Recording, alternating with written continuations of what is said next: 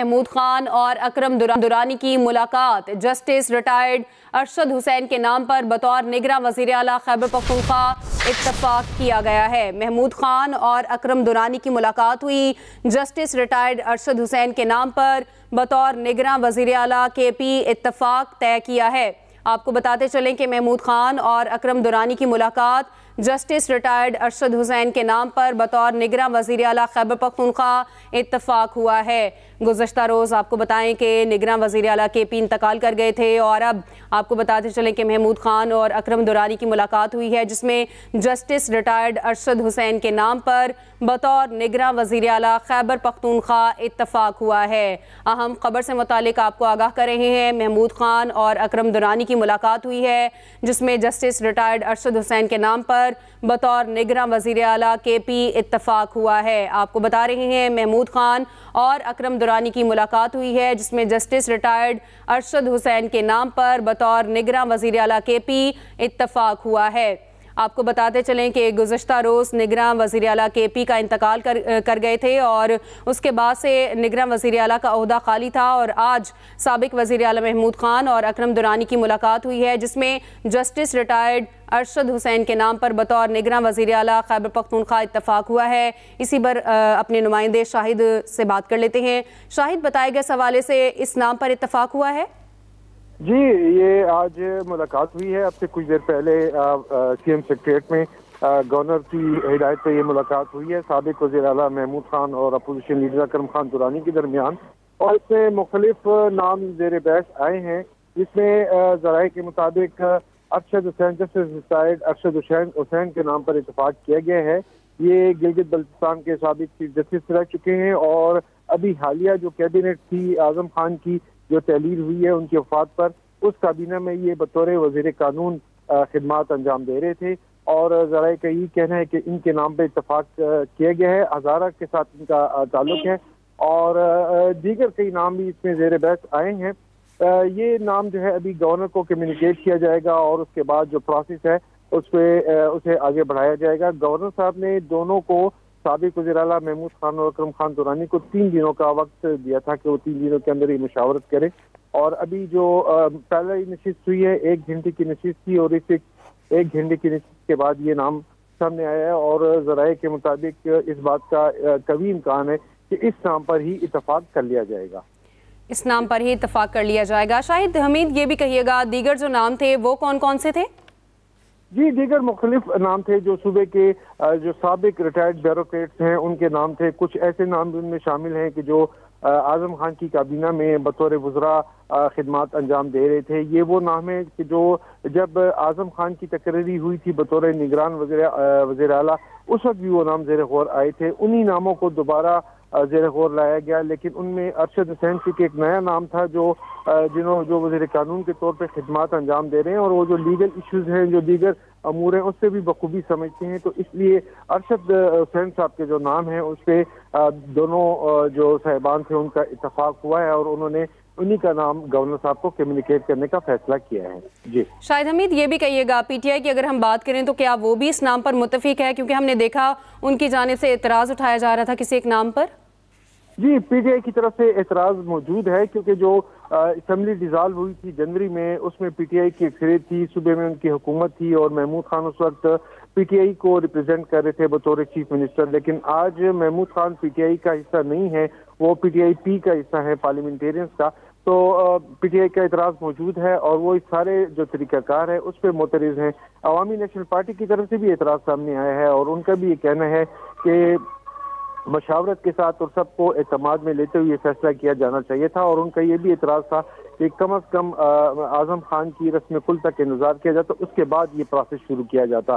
تو بہرکیف یہ اعتراضات موجود ہیں، لیکن اب ظاہر ہے کہ ایک نام سامنے آئے تو یہ اس بات کا شاید امکان ہے کہ گورنر صاحب ہو سکتا ہے ان سیاسی جماعتوں کے ساتھ رابطے کریں اور انہیں اعتماد میں لینے کی کوشش کریں۔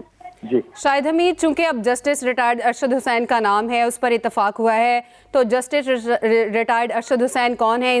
ان کے حوالے سے بھی بتائیے گا۔ جی، یہ گلگت بلتستان کے چیف جسٹس رہ چکے ہیں، اور جیسا کہ میں نے عرض کیا کہ ابھی جو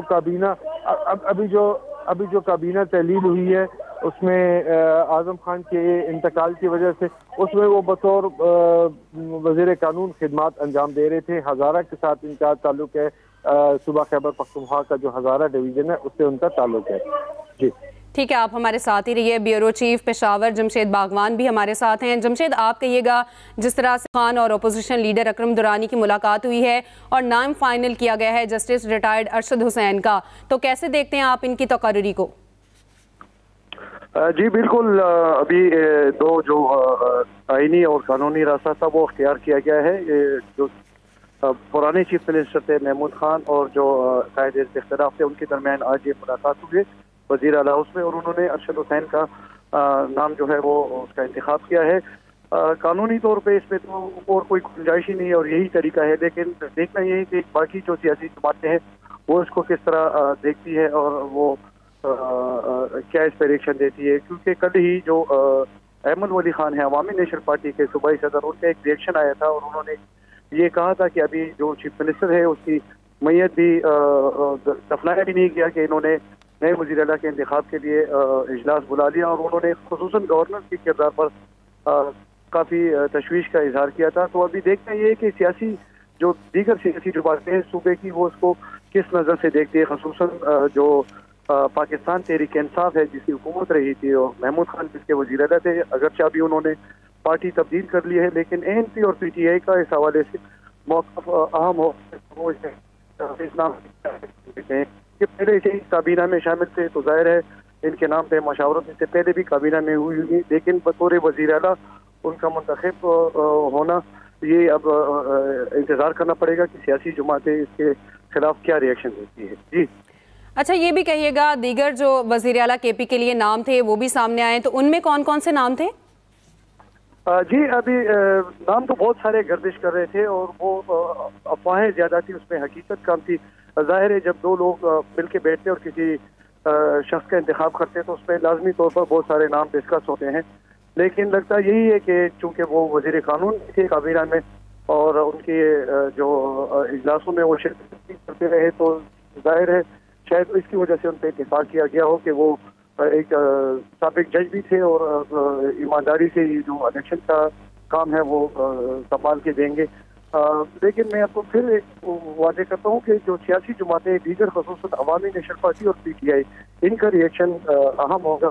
آیا وہ اس کو تسلیم کرتے ہیں, آگے جاتے ہیں الیکشن کے لیے یا کوئی اور پٹا کھڑا کرتے ہیں. اگر آپ کو یاد ہو تو اس سے پہلے بھی اے این پی اور جے یو آئی کا گورنر کی ساری ان کی آپس میں لڑائی ہوئی تھی اور بڑی لمبی بیان بازی چلی تھی, اور حتیٰ کہ جے یو آئی کے مرکزی اکابرین کے پیچھے بھی عوامی نیشنل پارٹی کے رہنماؤں نے بیانات دیے. تو ابھی دیکھنا یہ کہ سیاسی طور پر یہ سیاسی جماعتیں اس کو کس طرح دیکھتی ہیں, آیا اس کو وہ تسلیم کرتی ہیں یا وہ اس کو مسترد کرتی ہیں. جی بیورو چیف پشاور جمشید باغوان اور شاہد حمید ہمارے ساتھ موجود تھے, آپ دونوں کا شکریہ. پی ٹی آئی کا سابق وزیر اعلیٰ محمود خان اور اکرم درانی کی جانب سے نگراں وزیر اعلیٰ کے انتخاب کی صورت میں عدالت جانے کا اعلان. ظاہر شاہ کہتے ہیں محمود خان اور اکرم درانی نے نگراں وزیر اعلیٰ کا انتخاب کیا تو اس کے خلاف عدالت جائیں گے. پی ٹی آئی کا سابق وزیر اعلیٰ محمود خان اور اکرم درانی کی جانب سے نگراں وزیر اعلیٰ کے انتخاب کی صورت میں عدالت جانے کا اعلان سامنے آیا ہے. ظاہر شاہ کہتے ہیں محمود خان اور اکرم درانی نے نگراں وزیر اعلیٰ کا انتخاب کیا تو اس کے خلاف عدالت جائیں گے.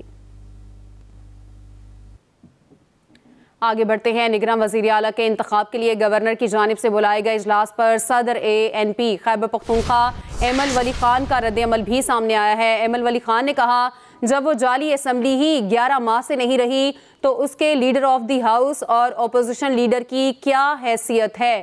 اس بارے میں آپ کو اپڈیٹ کر رہے ہیں. آپ کو بتاتے چلیں کہ ان کی جانب سے یہ رد عمل سامنے آیا ہے نگراں وزیر اعلیٰ کے انتخاب کے لیے گورنر کی جانب سے بلائے گئے اجلاس پر. لاہور کے علاقے ڈیفنس میں 2 گاڑیوں میں تصادم, 2 خواتین اور بچے سمیت ایک ہی خاندان کے 6 افراد لقمہ اجل بن گئے. حادثے کا شکار خاندان 2 گاڑیوں پر سوار تھا.